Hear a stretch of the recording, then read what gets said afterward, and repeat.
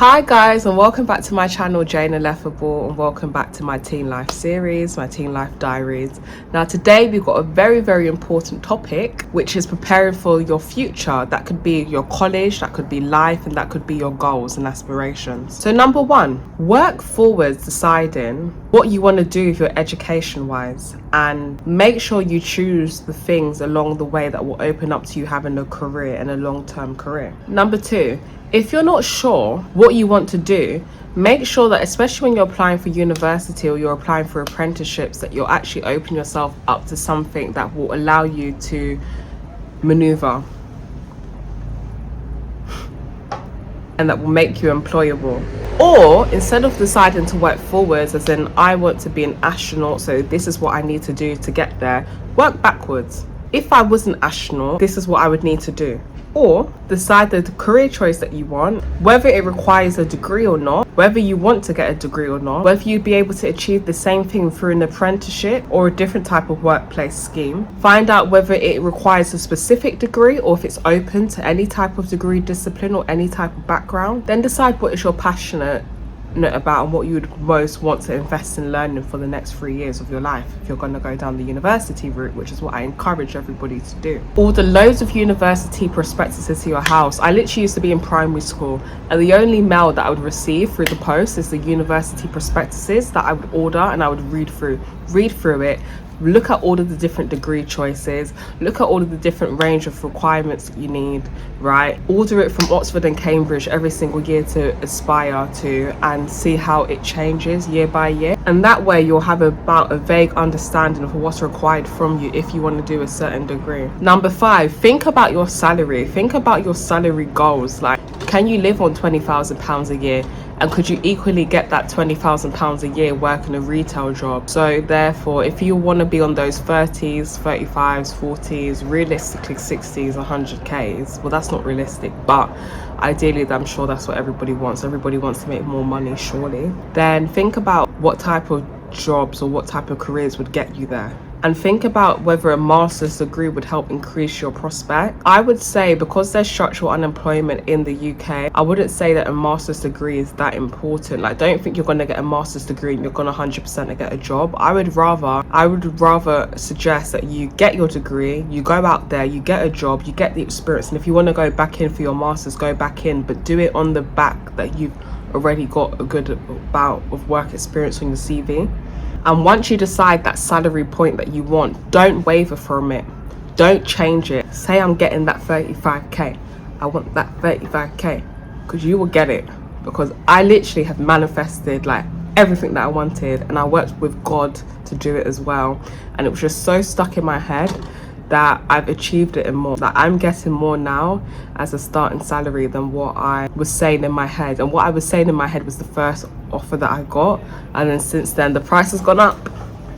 So yeah, have a salary in your head and stick to it. Number six, every single new year, create a mood board. Make them realistic. Well, some people that I've spoken to, they like to make it realistic, like down to the dot, to the tiny details. Others like to make it general. I like to make it general. It's a bit crazy, but I might Photoshop my face onto somebody else's picture, because in that way I can actually imagine myself doing it. But I wouldn't use your pictures, your own pictures, because I feel like it's just you looking at something that was happening in your past life and it's not taking place in your present. So make a forward thinking mood board every single year. Have a look at it once a month and just stick to it, and have it in the back of your mind that this is what my goal is. And when you come to the end of the year, review it. Did you achieve it or not? Number seven, once you get into employment, you may start setting yourself goals. This could be in terms of your accuracy, in terms of the type of work you're producing. It could be increasing your authority, as in you want to become a team leader or a supervisor or a manager or a senior manager or a partner of the firm. It could be creating a society. You might create the first Afro-Caribbean society in your workplace, or you might be like, I don't need the status, I don't want the wahala, I don't want the responsibility, I just want the cash. So you might be setting yourself money orientated goals. But whatever you're doing, when you're getting inside your workplace, set your goals. Especially when you're going through probation, I would jot down everything that you've done, everything you've achieved, everything you've done well, everything you've improved on, all the goals you set and how you've achieved them. That way when you have your meeting, nobody can tell you that you didn't do A, B, C or D, because you've got proof that actually I've done 10 times more. Number 8, think about your life goals now. Sometimes you have to move from your occupation, your everyday world, to actually what I want in life in the grand scheme. Do you want to live in the UK your whole life? Do you want to move abroad? Do you want a big kitchen with an island in the middle? Do you want every single Chanel bag that has come out circa 2008? Like, what do you want to achieve? How do you want to dress? What do you want to look like? What are the materialistic things that you want, but also the wholesome things you want for your life? And how much money will that cost? And how long will that take for you to get to where you want to get?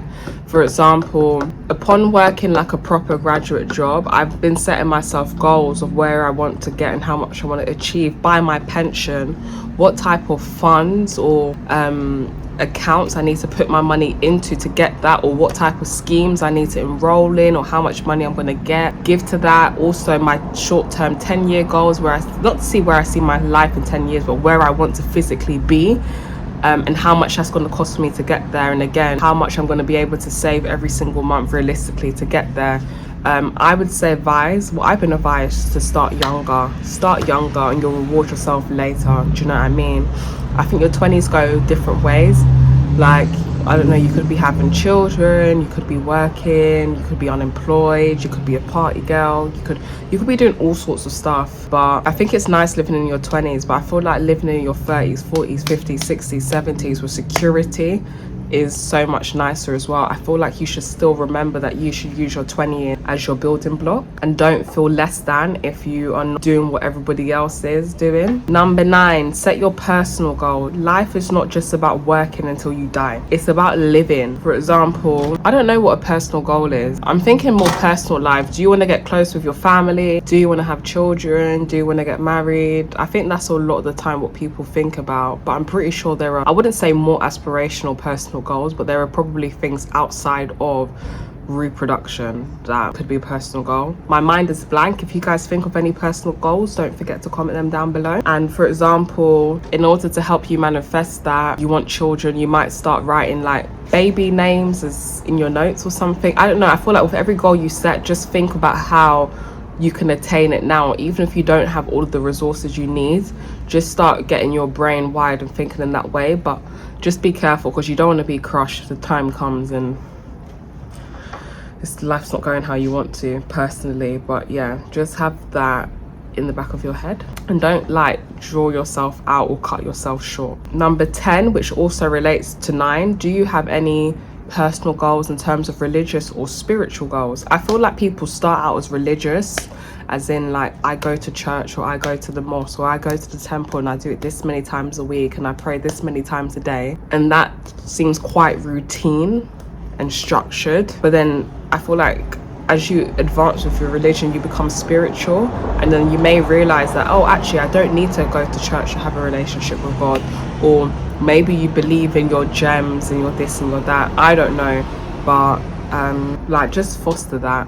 And so overall, I would recommend everybody to use their notes app in their iPhone, to go out and buy a notepad, buy a diary, write down all of your goals and review them. And there's a lot of power in your pen, and there's a lot of power in your mind, and just know what you're capable of, and don't sell yourself short, and cut out everybody in your life, including your parent and family, if they cut you short, because you can achieve all that you set out to achieve. And